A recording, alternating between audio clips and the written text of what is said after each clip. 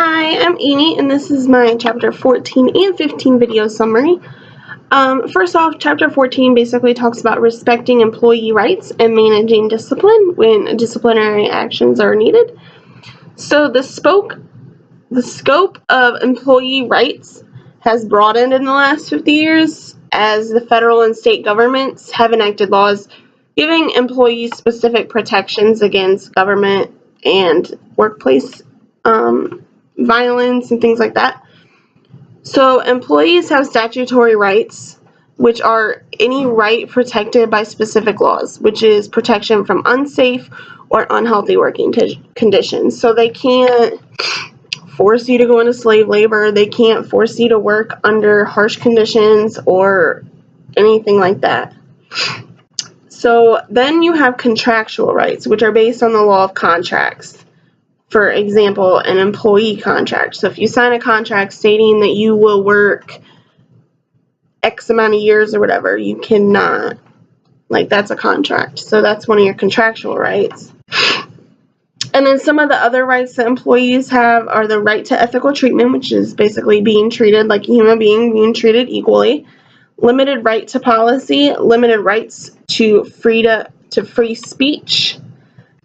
Some of these rights possess challenges. So first off, you have challenges such as the random drug testing, electronic monitoring and theft, and whistleblowing.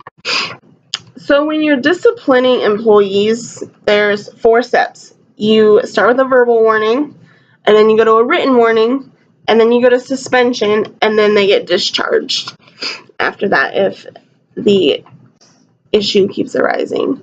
So there are some common problems that managers are likely to encounter that can result in some of these disciplinary actions to take place.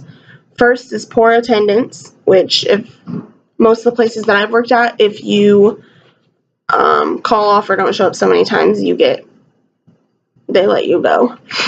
Poor performance, insubordination, workplace bullying, and substance abuse. So that's basically the key points of Chapter 14. And then Chapter 15 talks about working with organized labor. So this chapter talks about labor relations such as unions, which is kind of common. A lot of this is stuff that I could relate to because I used to work at a place that had a union.